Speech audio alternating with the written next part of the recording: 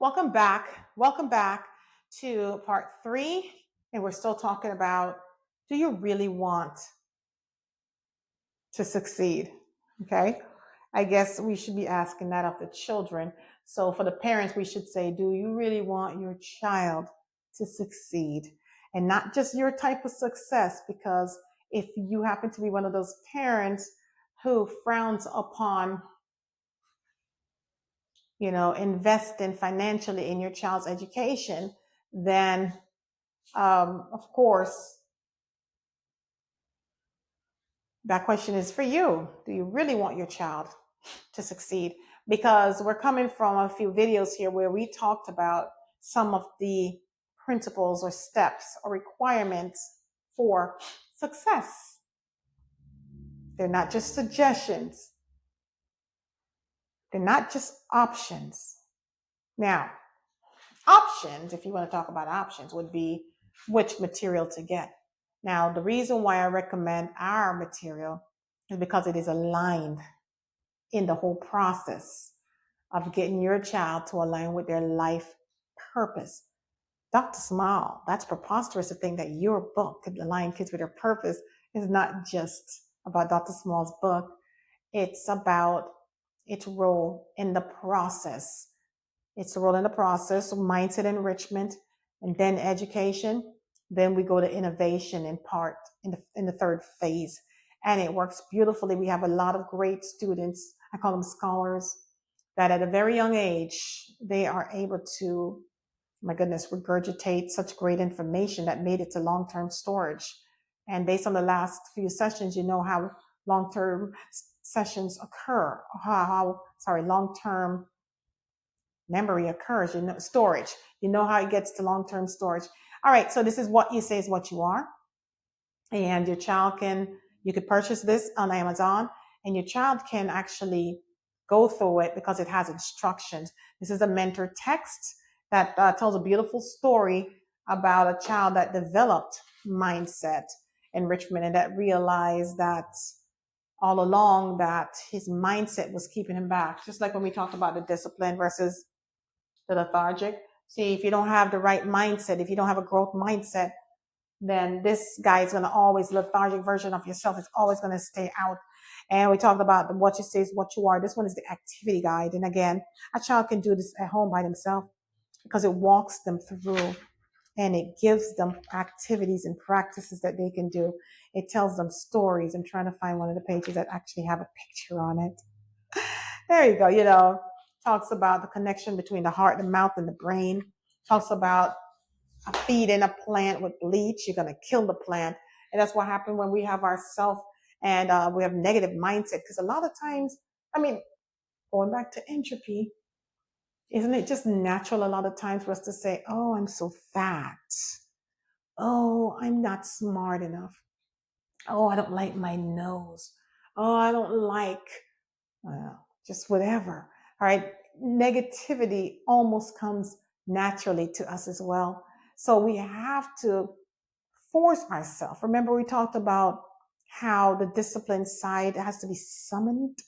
You have to send out a decree. I decree that we're going to speak positively today, right? And the lethargic self is like, all right, whatever. Let's see how long and how far you get today before I kind of overpower you again. So I want to get right back to where we were before we left off. I added a symbol here, or a sign that says frontal lobe, because we're talking about, do you really want your child to succeed? And we were talking about the frontal lobe a lot. We talked about, the part that have the executive control center, and that's the part that's involved. It's very involved during learning the frontal lobe, because that's what's necessary. You need focus, you need critical thinking skill, you need reasoning skills. But hopefully I'll get to it in this video where I'll show you how the limbic system fights against the frontal lobe. Now I won't go too deep into it until I've introduced both of them properly. Okay, so your frontal lobe, you have your taxonomy. So we were talking about how the children learn, and each year the teacher but not just each year, because each standard has to be developed to the top. Each standard gets developed to the top, okay? So just let's say maybe in grade kindergarten, concept is introduced.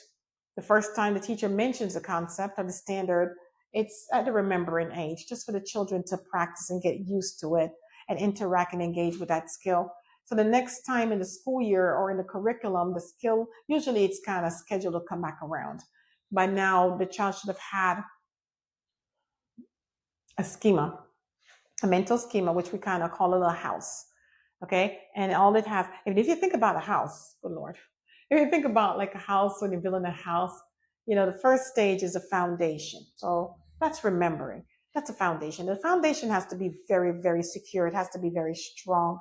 You can't mess around with a foundation. When you're building a house, there's a lot you could play around with. You don't have to get impact windows. You could just get regular cheap window panes, right? So you could play around and you can kind of, what's the word, good Lord? You could compromise on whether it's impact or just a regular window pane. And you can do the same thing for the door. You can compromise on so many parts of the house. And I don't want to get in trouble with any architects right now, so that's not my area. But my point is, you can compromise on certain elements when you're building a home or just any type of a structure building, but you can't compromise on the foundation. So you can always go back and you can invest in impact windows later and change out the little cheap windows that you put in. But how are you going to fix the foundation once you've already built the house? Right? Right. How are you going to do that? You can't get back to the foundation. A slab. I remember it was called a slab, a big flat slab foundation. That's got to be strong. That's got to be rigorous. That's got to be solid. Because if your foundation of a house is weak, a hurricane's going to blow right off its rockers, right? Or strong wind's going to have the house shaking. So the foundation cannot be compromised. And that's here. That has to be very, very, very, very, very strong with children when we're working with them. Okay. And so for each standard, my theory is that each standard to have the ideal education that we're looking for. Not just the one where they graduate top 5%, because a lot of times they graduate top 5%, and because the competition is so weak. Yeah, right. But if it was properly developed, and if the competition was a more stringent, you would see, some of those children that did graduate in top 5 would not make it. Right. So we're talking about the frontal lobe. We discussed the planning. When you're in a classroom setting, that's what needs to happen. The teacher is assuming that the focus is turned on, that the children are locked in, and we want them to think, we want them to reason, we want them to problem solve. Okay? That's what we want. Now we'll dig deeper into the frontal lobe at a later time, maybe another episode. Okay, but I just want to focus on the areas that I need to talk about for this episode. All right, we know the frontal lobe it deals with the thinking, and that's what the behavior we want to see in the classroom. We're assuming and thinking, reasoning, problem solving. That's what we want. Okay. Later on, what I'm trying to stay away from is what's going to interrupt this. So remember, this needs to happen in order for a child or information to get to long-term storage. Remember, it must be processed. If it's not processed, it's not going to get there. So if there's anything that's interrupting the processing of any educational information, it's not going to get there. That's why when people are puzzled, why are the children not learning? What's going on? It's not being processed. You cannot recall what has not been stored. We're expecting our children to demonstrate some of this. I'm not saying that this is perfect, because it's not. Okay, but when you have competition that is not even doing great, all right, you end up, right, because if your competition's not doing so great, it makes you look that great, all right? So you cannot recall what has not been stored.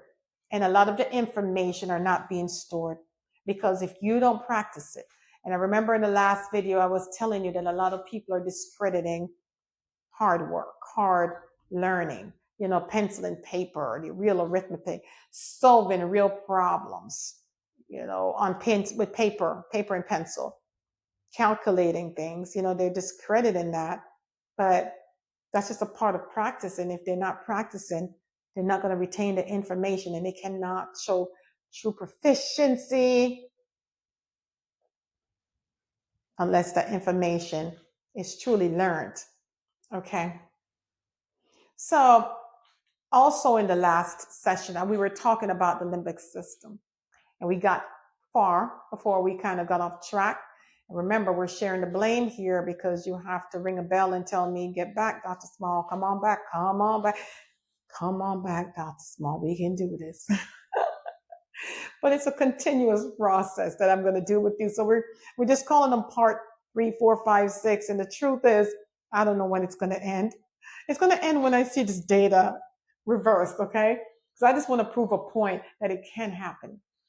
All right. So we talked about the limbic system, okay? Now we're in the limbic system. And there are a few sections of the limbic system that we need to talk about. We said that the sensory information, okay, because all around us there's sensory information that's competing for our attention to get into our brain. Competing for attention, that's important. Because they're competing for access. They want to get in, they want to be first. The brain gets to select. Okay, and it's going to select based on interest. So anyways, they come through the thalamus. We talked about this. I won't dig back into it too deeply. So all of it except for smell comes through the thalamus of the brain, which is a part of the limbic system. That's the emotional control center. I don't think I said that. The limbic system is the emotional control center. So information comes to the thalamus, which is first structure in the limbic system. That applies to our conversation. Okay.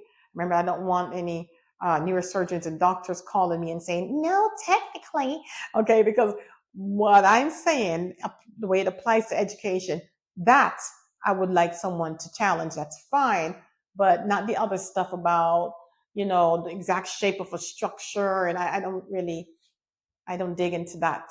So anyways, the thalamus, everything except for the smells coming right through there. And then the hypothalamus, remember, it's monitoring. I said that it was like hovering, because its role is to maintain homeostasis. And in order to maintain homeostasis, of course, our systems are going to naturally just fall out of balance because, it takes 4 hours for food to digest. So on the way to 4 hours, your belly is going to start to say, okay, and that's going to cause a little imbalance. It doesn't mean imbalance.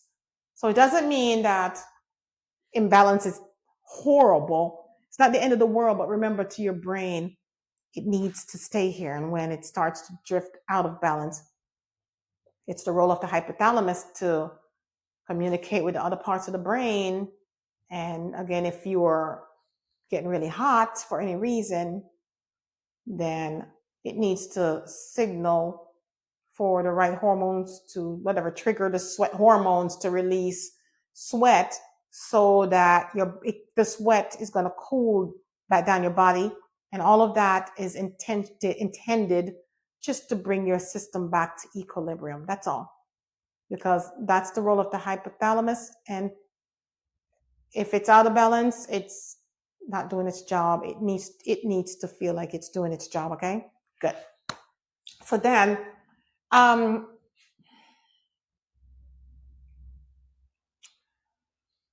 sure that in the overview videos we talked also about the hypothalamus's role in sleep. So again, if it's midnight, if you're not a nurse and it's suddenly midnight, you need to sleep. So it's going to also trigger that. It's involved with releasing hormones that deals with getting you sleep when you need it, and liquid intake. We talked about that, and just any other situations like that. So let's move on. Okay. So now let's get into the hippocampus. We said that its role is consolidating all the information that's coming in, and we're only focused on the academic information, okay, those sensory inputs that deals with education. All the other inputs that's coming on, that's not for our podcast. So it comes in, the campus is going to say, okay, you need to go there to be processed. You go there to be processed. You go there to be processed. Education, come with me. Come with me. Yeah. Okay. That's what the hypothalamus is going to do. And then after it consolidates and sends it everywhere, and this is one of my favorite parts, guys. I love this part of the limbic system. I think it's hilarious. Okay. This is the part of the limbic system that's responsible for modulating our interaction with our environment. Okay. You know how people have all these different fears, and there are things that they like and things that they're fearful. The things that they're interested in, that's no challenge. They're gonna go right to it. Okay. The things that they're interested in, they go right to it. The brain doesn't overthink that at all. It's gonna go right to it. Right to it. If it's an interest of the brain, it goes right to it. So here's our limbic system on the other side. You know what I'm thinking? Since we keep talking about that the left side deals with mediocrity and the right side deals with the success, I just want to move these around a little bit and put our frontal lobe over here and develop our limbic system over here. Okay, so already we have talked about that the thalamus is the first.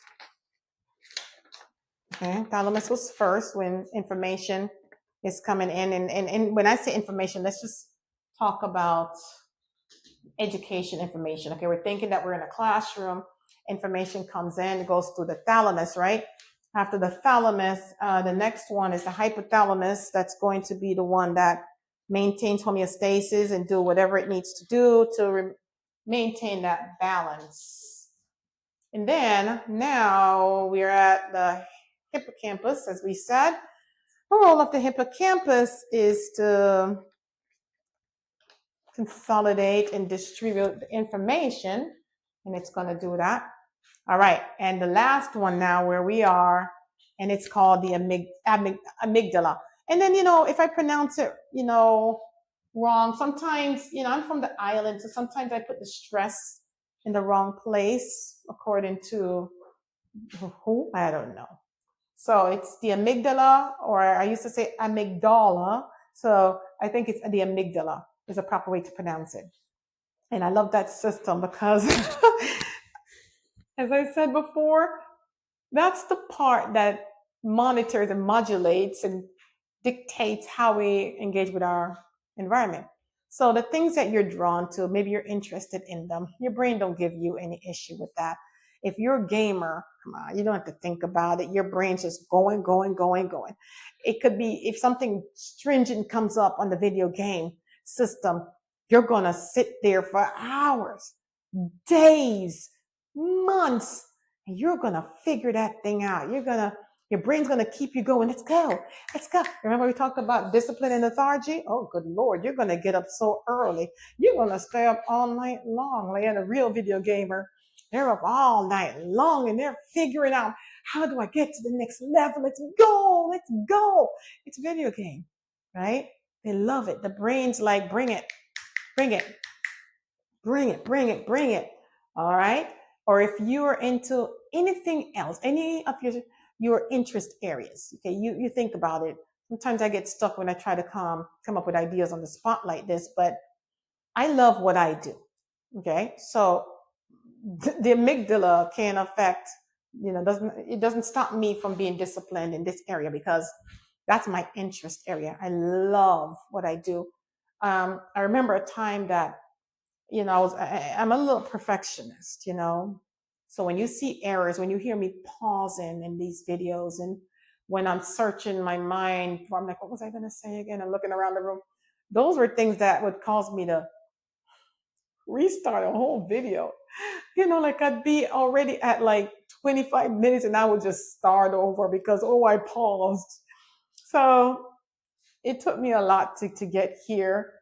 Um, but this is my area of interest. This is my purpose. This is my mission in life. I feel like I've aligned or still aligning. I'm on the right track to becoming my very, very best self. And I love it. That's the mission that God gave to me, is to help align children with their purpose, because I saw so many people that was dying from depression and anxiety, struggling and suffering with it. But I see a lot of people that are homeless, whatever bad breaks they've had. I wonder what part of it contributed that no one stopped them from performing poorly when they were younger. Because eventually we're all going to get to our future life. You see it up there? We all get to our future life. And guys, you got to face that life. But before we get to our future life, remember we were here at the Great Divide. That Great Divide, that happens after elementary and middle school. I feel like right there, maybe by 10th grade, you're hitting the Great Divide. People are dividing into those who are going to succeed in life and those who are just going to fail. It's the difference between those who are going to become the bricks and those who are going to become the brains. And when I say bricks and brain, I'm talking about people who lead and others who end up just following. Okay. It's divided it starts from your young. It's like, what kind of foundation are you developing? We're not talking about people who win the lottery. Not because you win the lottery don't mean you're smart, you had a strong foundation. It just means you got lucky and got a lot of money that you're about to lose because you don't know how to manage it. Anyway, okay. How many millionaires have you heard they won the lottery and then they didn't know how to balance and budget their money, so they just lost it and they're just back to being normal again? Okay. That's one thing I teach our students. I say, listen, you got to be smart, because you still need to be smart. Because even if you become a great YouTuber, that's what they're going to tell you. I don't have to study because I'm going to be a YouTuber. It don't matter what my grades look like because I'm going to be a YouTuber anyway. And if you're a YouTuber, you don't need to know all that stuff that they're teaching you in school. But they don't realize. And I say to them, so let's say you become a YouTuber and you're famous YouTuber and you're making the millions. I said, but you didn't do so well in math. So now you have to trust this other dude that did really well in math to manage your money. How do you know when your money is going down? You don't have a clue how to manage it. You don't know. So that's still a downfall. So even if you get rich, people that's getting rich, the kids, they're like, oh, I have a plan. I'm going to get rich. I'm going to make that money. Listen to all the rappers that made all that millions and now they're like, we're broke. I don't know what happened. We're broke. So no matter what you're going to become, if you're going to become a rapper, be a great rapper, but know how to manage your money. If you're going to be a fancy, famous YouTuber, do that. But you better learn how to manage your money. Okay? If you're going to be a great hairstylist, you're going to come up with all these innovative, creative ways. If you're a painter, whatever you are, that's fine. But you cannot get away from being intelligent enough to manage your resources. Okay? If you just become dependent on somebody else to do that, you have to understand they have full control.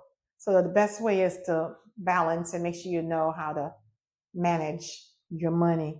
Okay? All right. Remember Dr. Small? She told you. Okay? Good. Now, here we are. Told you I always come back. So the amygdala, I was telling you, I love that part. Because, okay, when I say that it kind of dictates your engagement with your environment,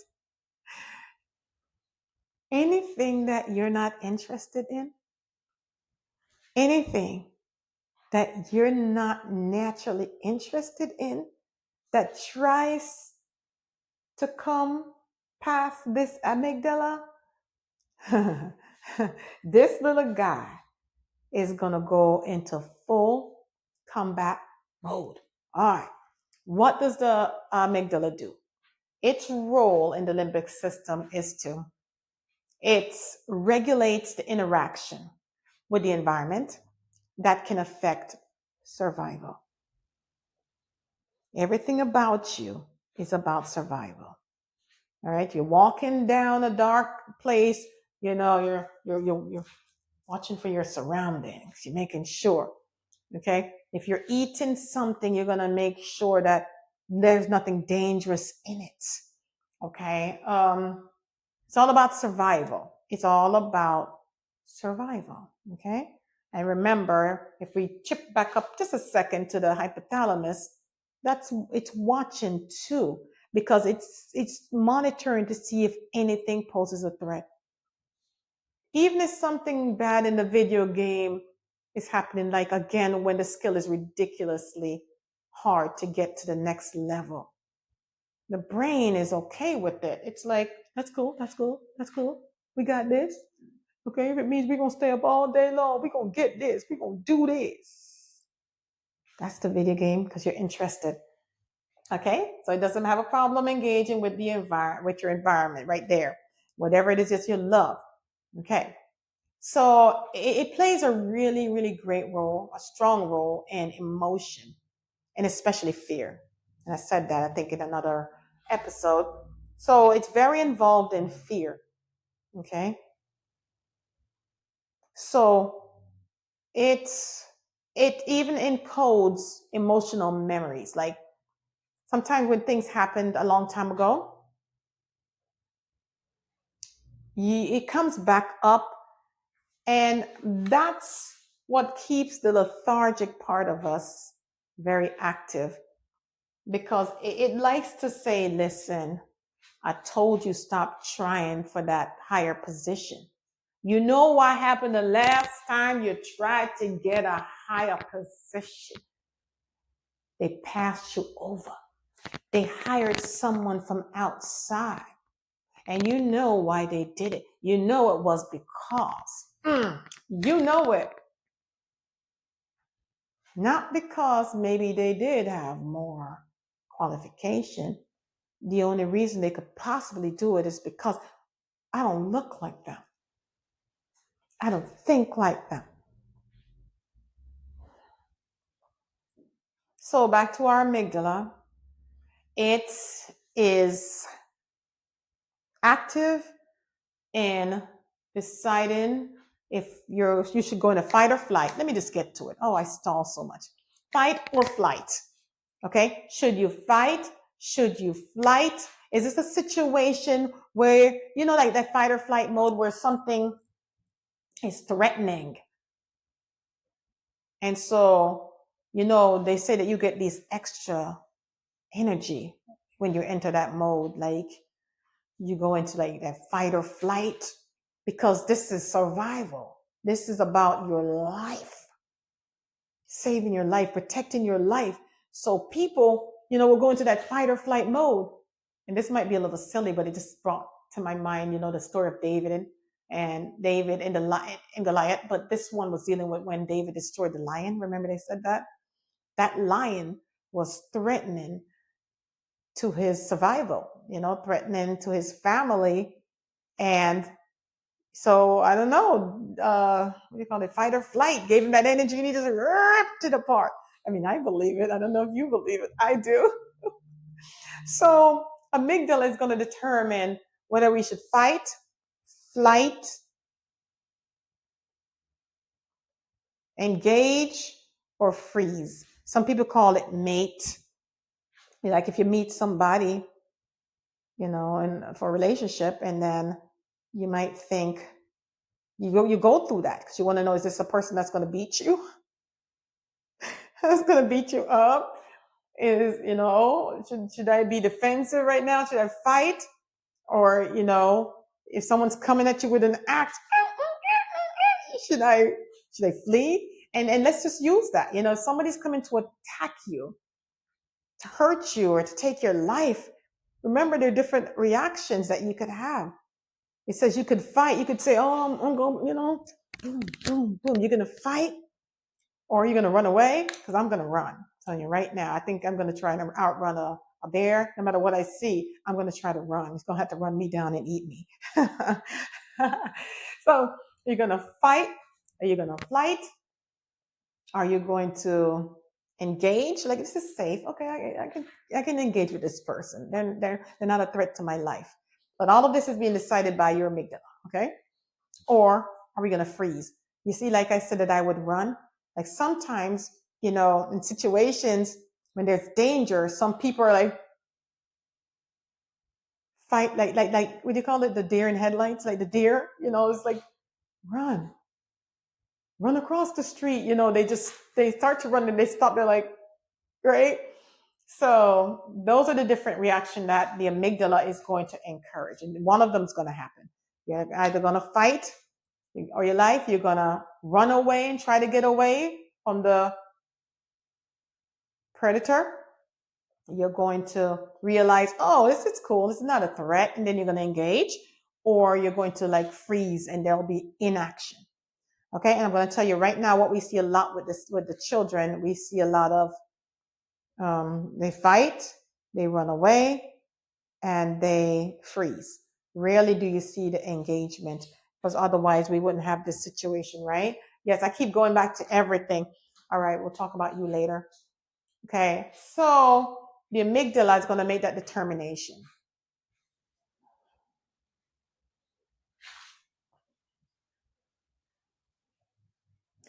So how does all of this apply to what we're talking about with education? You're in the classroom and the teacher introduces a skill. Now, I feel like a lot of times when you already have a schema, which we talked about, you already have a little house, and the teacher introduces it, and the brain realizes, okay, let's say it comes through the thalamus, and then the hypothalamus looks at it, and it realizes, okay, this could throw off our system.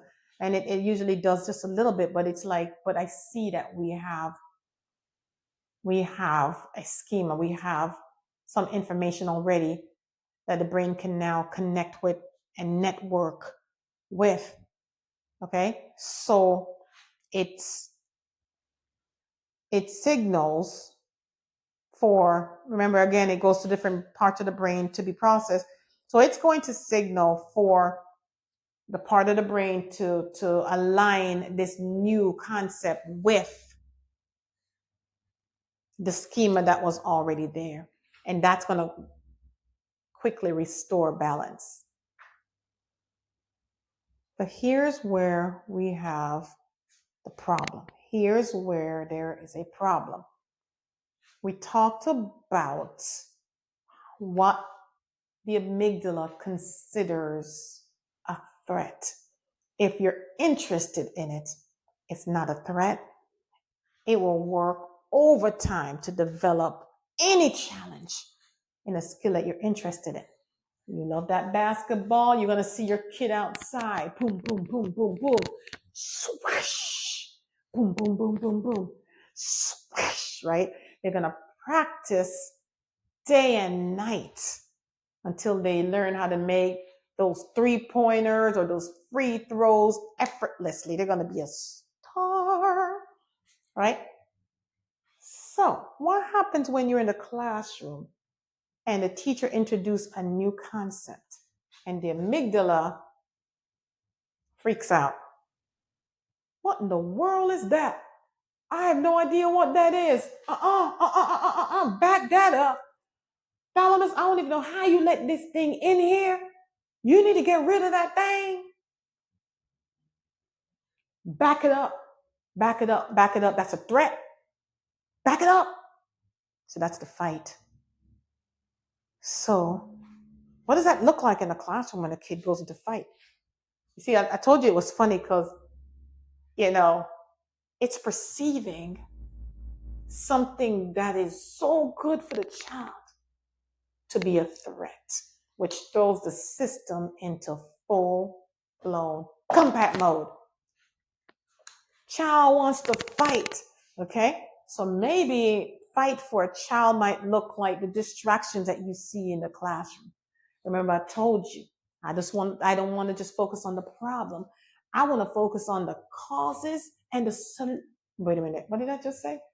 I don't want to focus just on the problem, or I should say, everybody's trying to figure out what the cause is. So yeah, what I'm doing here is using the brain elements to describe the possible causes of the problem that everyone seems to be emphasizing and, just bigging it up. You're talking about that constantly instead of, how do we fix it? How do we change, reverse the data? So yeah, it's like that's what's happening. Full combat mode. The kid starts to fight. Not that they're going to necessarily fight the teacher, which we're starting to see. Okay. Meanwhile, it has nothing really to do with the teacher. You have those underscoring causes for different things that you see. Sometimes somebody yell and scream at you. You go to a store and the cashier's all crazy.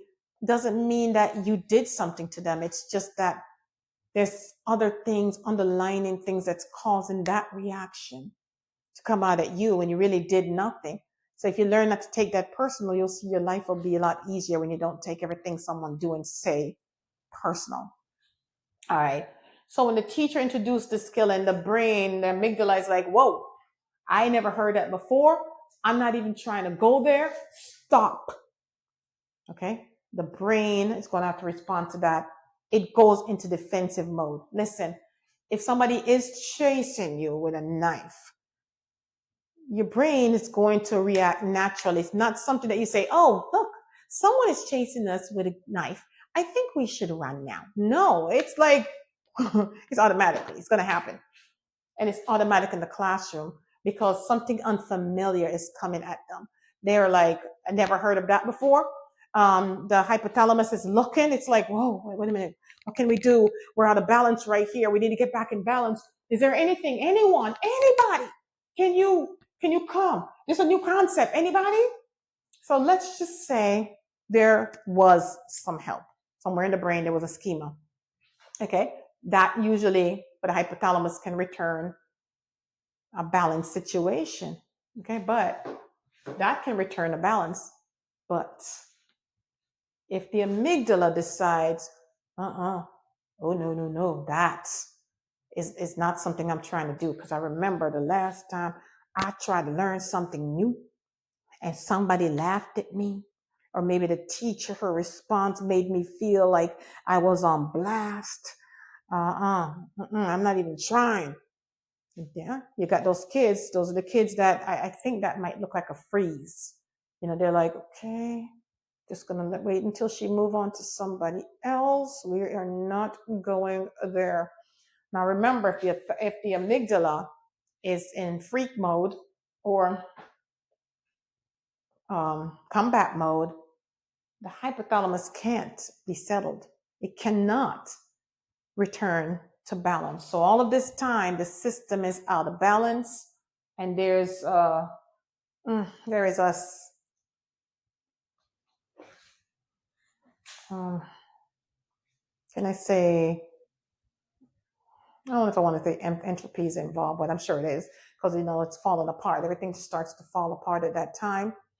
And as the child gets older, that starts to cause them, how they fight, how they flight, how they freeze. That's what you're seeing in the classroom now. It's not that they hate the teacher. It's not that they hate learning. It's a system that's occurring. It's a natural process, human process that's occurring. That's it. Think about it. What else makes sense? It's not what they're eating. People are, must be something in the food. Making them hyper. No, it's the training. It's the lack of training. The biggest problem, and I could tell you what it is right now, is that we somehow think we think that we can defy this process here. My little light. We think that we can defy this process, the stages of development. All right. Remember, Dr. Small doesn't have a fancy studio right now. Okay. So I know that at some point, if you follow all the videos, you see that you have a nice close up view of that. And maybe in the next session, I'll be able to show you a better view. But this is the stages of development. And it talks about how when a child is young, you know, the way they respond to situations is going to always be more amicable than when they get to be adolescent and they don't smile at you much anymore. You're trying to help them to succeed and they're like, you're wasting my time. I got social media to get to. They're not thinking about impressing any teachers anymore. Teachers become a threat to them now. Learning becomes a threat to them now. All right. So you want to get them between grades, kindergarten and second grade. Trust me. Okay. That's not what's being done right now. And that's why our data is looking crazy. Right. And I always say, at least give my theory a chance. Let's see what happens if we really do start K through 2 while the child is between, oh boy, that's young. So K through 2, the ages, okay. Here I have the faces, the smiley face that's showing that when they are young at age 2, you know, you have that smile, that bubbly mouth. Remember we talked about that. They're so doggone cute. It can do no harm, no wrong in our eyes. And that's when a lot of parents, because they're so cute, you know, they start to fail the child at a very young age. When the child goes to kindergarten, and all the parent can do is worry about getting them the cute school uniform, because don't they look adorable in their school uniform? Oh my goodness. And parents focus exclusively on that, making sure they have the nice pencils and the pens that glow in the dark, and just they focus so much on what that's not critical, right? They're afraid to properly educate the children while they're in kindergarten through second grade because they feel like maybe the child can't handle it. But remember, we talked about the window of opportunity. It's a real thing. You know, the window of opportunity is what's going to help the children to, you know, they're ready. It says that the window of opportunities is a critical period when the brain is most receptive to learning. That's when kids want to learn everything. What's that? What's that? They're curious.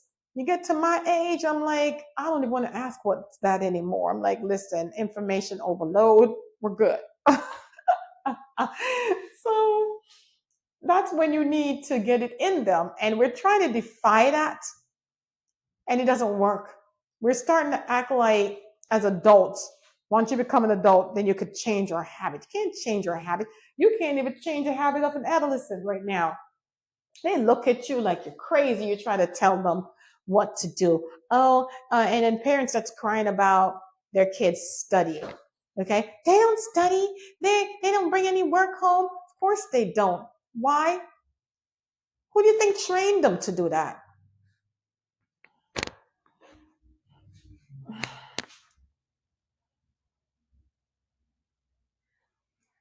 We trained them. We trained them. Okay, we trained them that the way you learn is a teacher introduces a skill to you, and you don't develop it, you don't practice it, you don't repeat it. Come on. Teachers do a little bit in class, but if you want that thing to go in a long-term memory so that when you're assessing the child, it pops back up, can't just allow the teacher alone to do that. Okay? A stronger foundation have an amazing supplemental program. People say to me, why don't you become a school? I said, because it's common for schools to develop gaps, for kids to develop gaps during regular school. I said, so what's missing is a supplemental program, right? And that's what we do. And when we do it, you get a solid foundation. And remember, I said it's not just about education, because education alone will not align your child with their purpose or their best self. There has to be a balance. And I think when we do the next video, we can talk about what that balance looks like. Okay. All right. Because I know if I saw a video that's longer than 40 minutes, I'm like, information overload. I'm like, that's too long. I don't care how interested they are. I'm just kidding. I like to watch motivational tapes, and if they're an hour, sometimes that's good for me because I get dressed and I'm just listening to them as they're playing and talking. So sometimes long videos aren't so bad. But as usual, when I return, we're going to pick up from where we left off. And of course, you could still count on me to be all over the place, but always remember I will come back. Okay. So listen, thank you so much for taking this journey with me, understanding my theory, understanding the need for a movement, all right, and a restoration, a nice restoration of the way we educate our children, because they can learn, they can thrive, they can thrive. We don't have to keep remaining in the lowest economic brackets in society. We can change this information. Remember, we're going to stop complaining and blaming, and we're going to start training. Make sure you remember that. Okay, you're going to get some brownie points if you remember these little quick quizzes. All right, so thanks for joining me. Be sure to come back when you get a chance. All right, and we will continue to talk about how do we really succeed.